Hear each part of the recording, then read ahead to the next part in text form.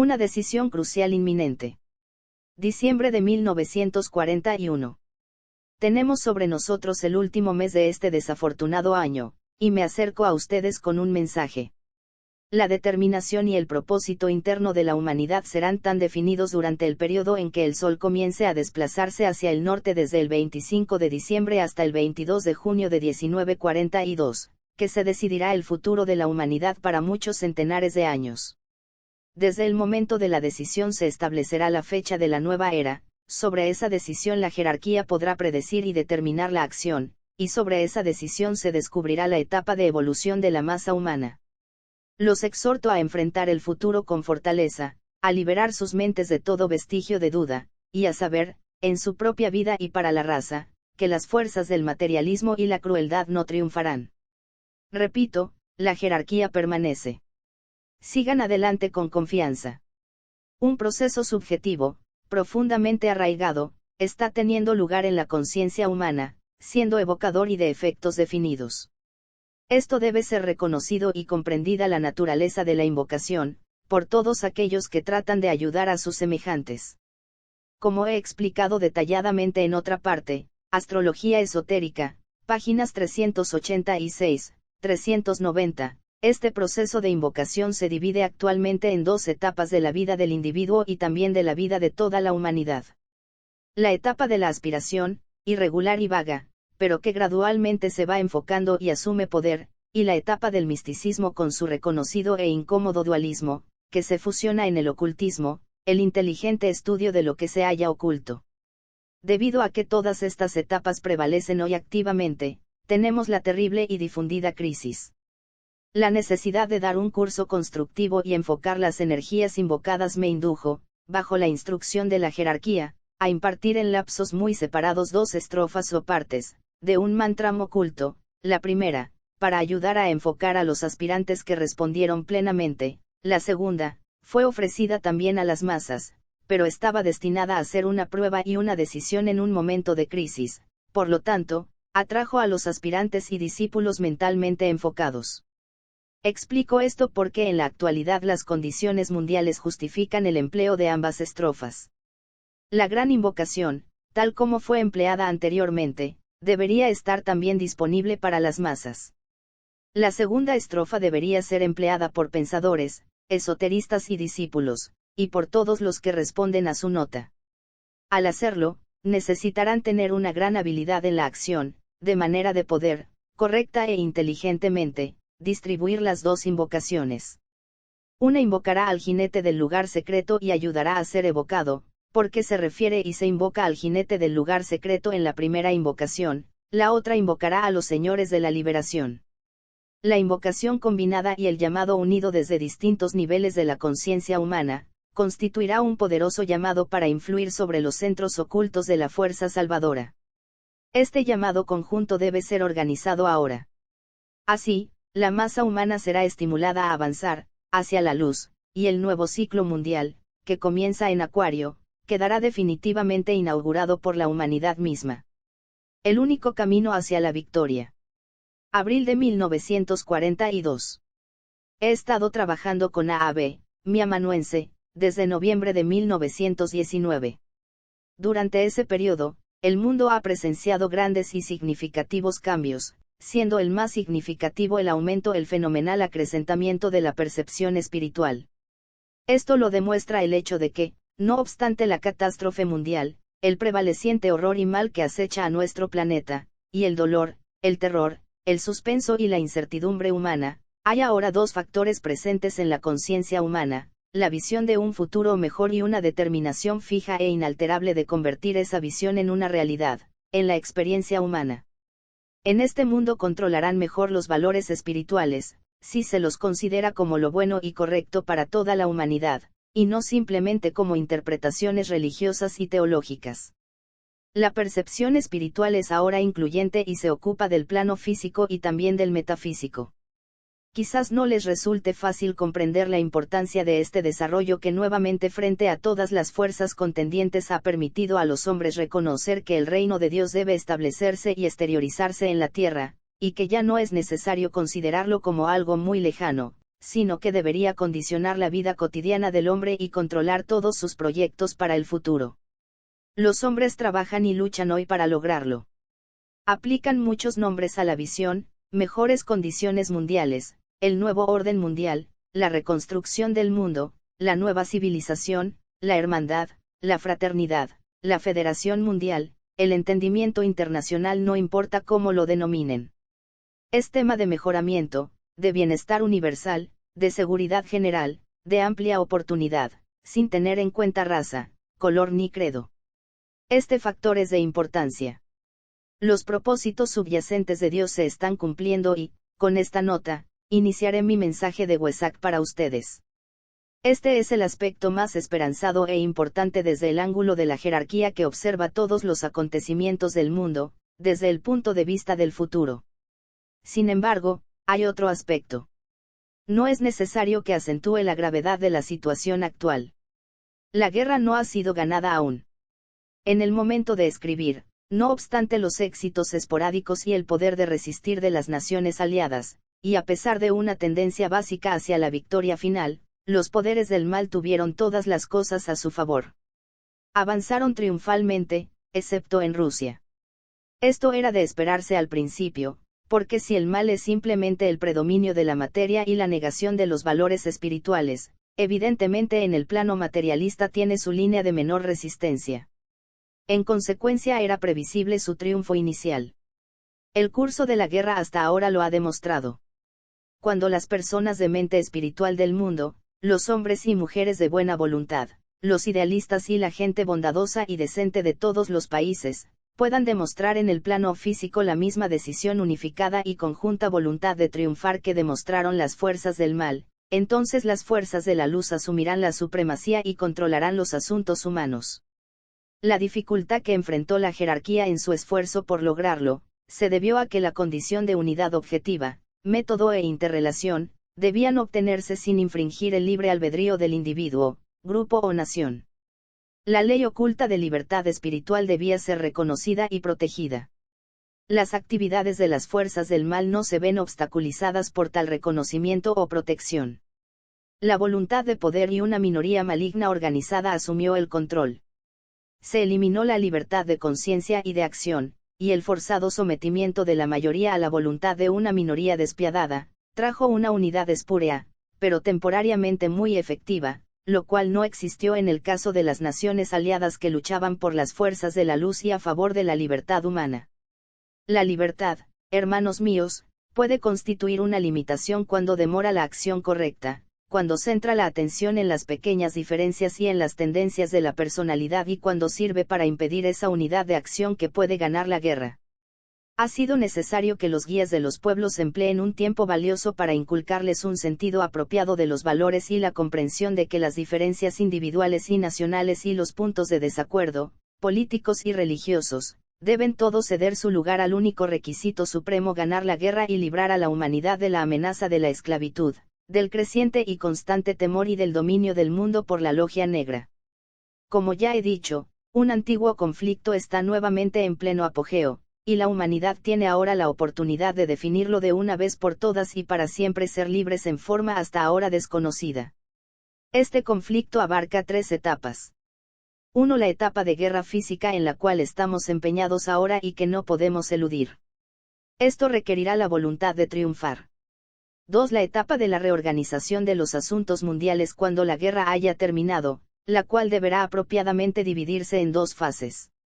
Al establecimiento de rectas relaciones humanas, durante un prolongado armisticio, si es posible. De muchas maneras, esta fase resultará ser tan difícil como la guerra misma, pero tendrá lugar en los niveles mental y emocional, en vez del físico. Ve la tarea de rehabilitación. Abarca lo físico y lo espiritual, e incluirá esas actividades que van desde la reconstrucción de las ciudades devastadas, a la restauración de la tierra arrasada, el cuidado psicológico de la juventud, de los enfermos mentales y de los desorientados, y la nueva enunciación de los valores espirituales esenciales que deben guiar a la humanidad en el futuro. Esto involucrará la voluntad al bien. 3. La etapa en que se reconocerán las oportunidades de la paz, la correcta aplicación de la seguridad y la educación planificada de la juventud de todos los países, sobre los principios de la nueva era. Esto involucrará la voluntad de organización. De esta manera, en los 3 niveles de la vida humana, el género humano estará condicionado por la tendencia hacia el bien, lo bello y lo verdadero. Hablando esotéricamente, la personalidad de la humanidad se integrará y reorientará hacia modos de vivir buenos y nuevos. Para lograr estos objetivos los insto hoy a ustedes y a todos aquellos que pueden establecer contacto. En este punto, quisiera incluir algo de lo dicho en otra parte.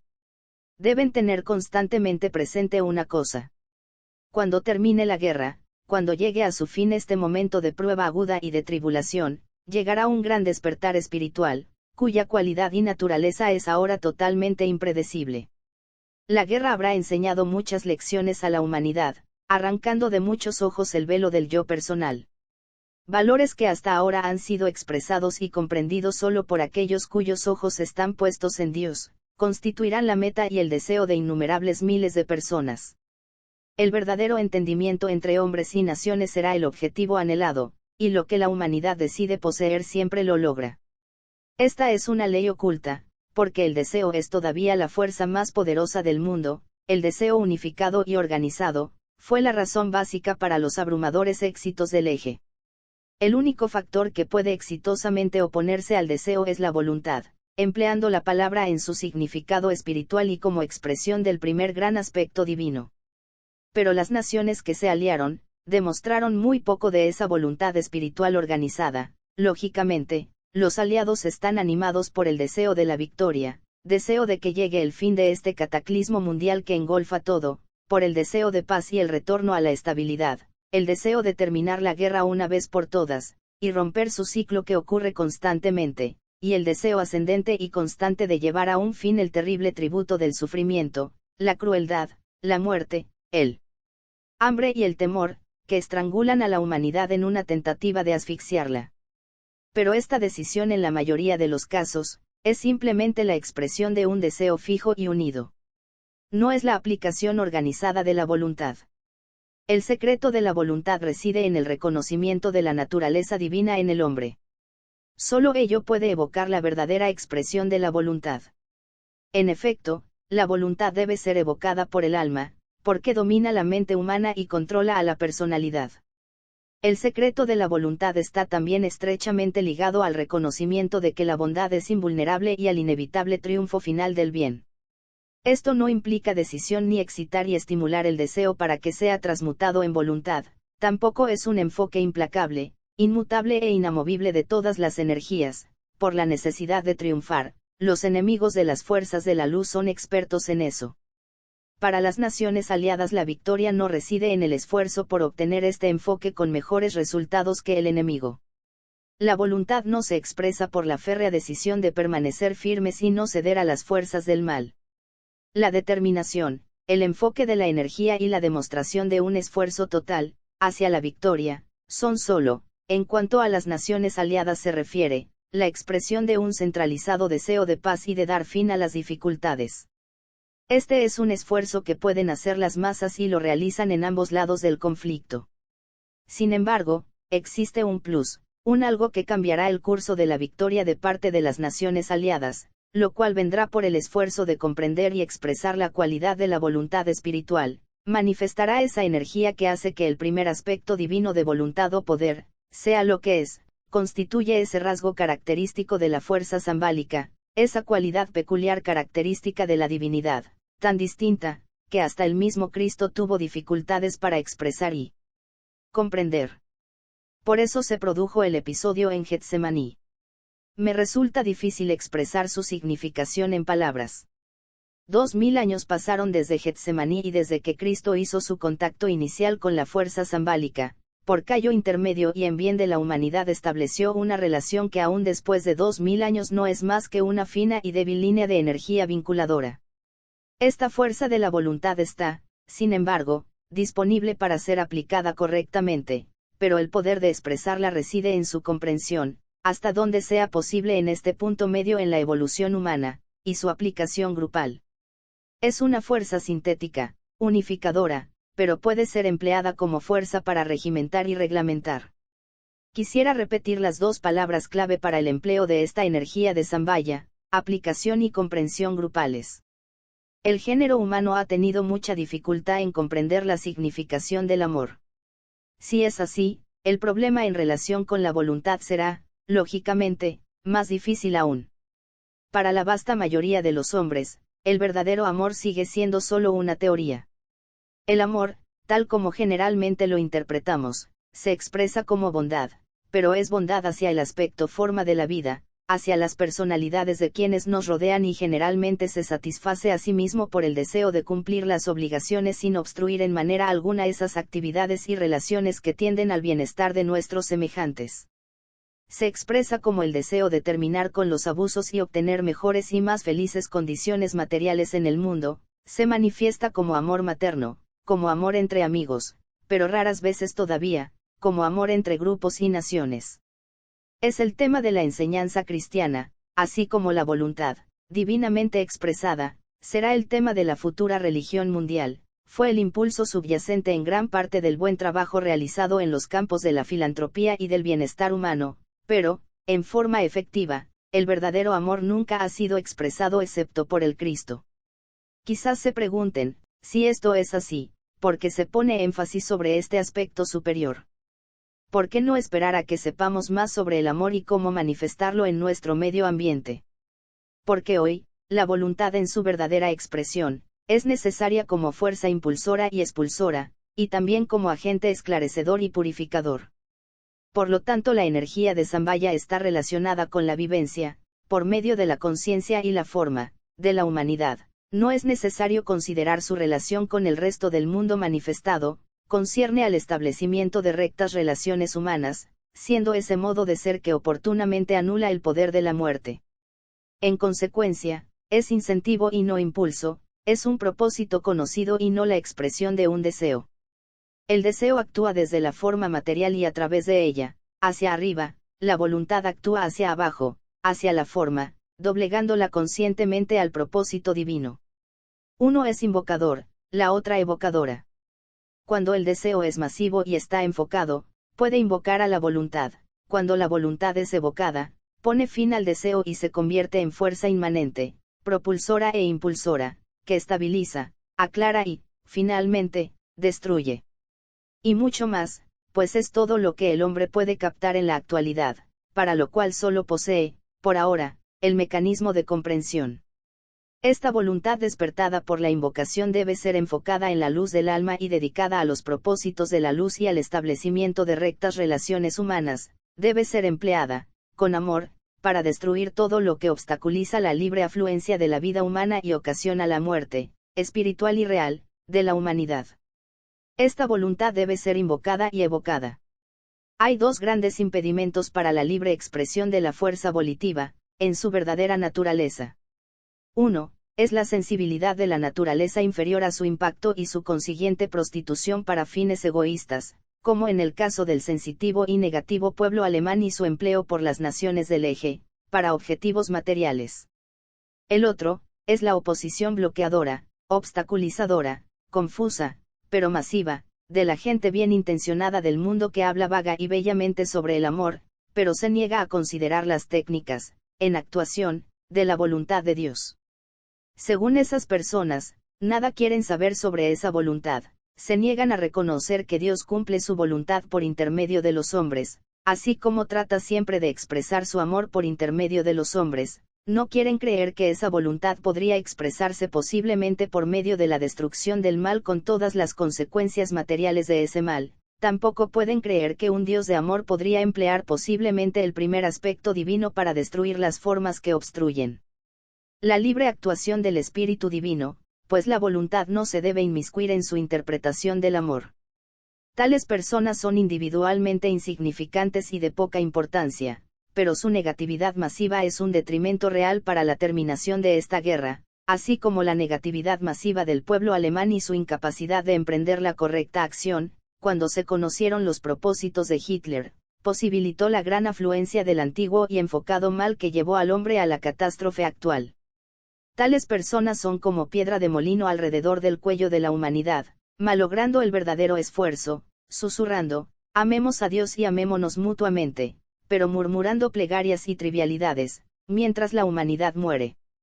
Podrá apreciarse fácilmente el hecho de que la evocación de la energía de la voluntad y su efecto sobre la persona inculta, de mente materialista, podría ser y sería un desastre. Serviría simplemente para enfocar y fortalecer la propia voluntad inferior, nombre aplicado al deseo conocido y decisivo. Entonces, podría crear una fuerza tan impulsora, dirigida hacia fines egoístas, que la persona podría convertirse en un monstruo de maldad. En la historia de la raza, una o dos personalidades evolucionadas hicieron esto con terribles resultados, tanto para ellos como para los pueblos de su época. Una de tales figuras en la antigüedad fue Nerón, el ejemplo moderno es Hitler. Este, sin embargo, se ha convertido en un enemigo tan peligroso de la familia humana, porque durante los últimos 2000 años el género humano ha llegado a una etapa en que puede también responder a ciertos aspectos de esta fuerza de primer rayo. Por lo tanto, Hitler encontró asociados y colaboradores que sumaron su receptividad a la suya, de manera que todo el grupo se transformó en agentes que respondieron a la energía destructora, expresada en su aspecto más bajo. Esto les permitió trabajar despiadada, poderosa, egoísta, cruel y exitosamente, para la destrucción de todo lo que trataba de impedir sus proyectos y deseos. Hay una sola manera de vencer esta maligna voluntad enfocada que responde a la fuerza de Zambaya, es oponiéndole una voluntad espiritual igualmente enfocada, desplegada por hombres y mujeres de buena voluntad que respondan y puedan ser entrenados para llegar a ser sensibles al nuevo tipo de energía entrante y aprender a invocarla y evocarla. En consecuencia, habrán observado que en mi mente había algo más que el empleo casual de una palabra común, cuando les hablé en términos de buena voluntad y de voluntad al bien. Durante todo el tiempo no solo pensaba en la bondad y buena intención, sino también en la voluntad al bien centralizada, que puede y debe evocar la energía de Zambaya y emplearse para detener las fuerzas del mal.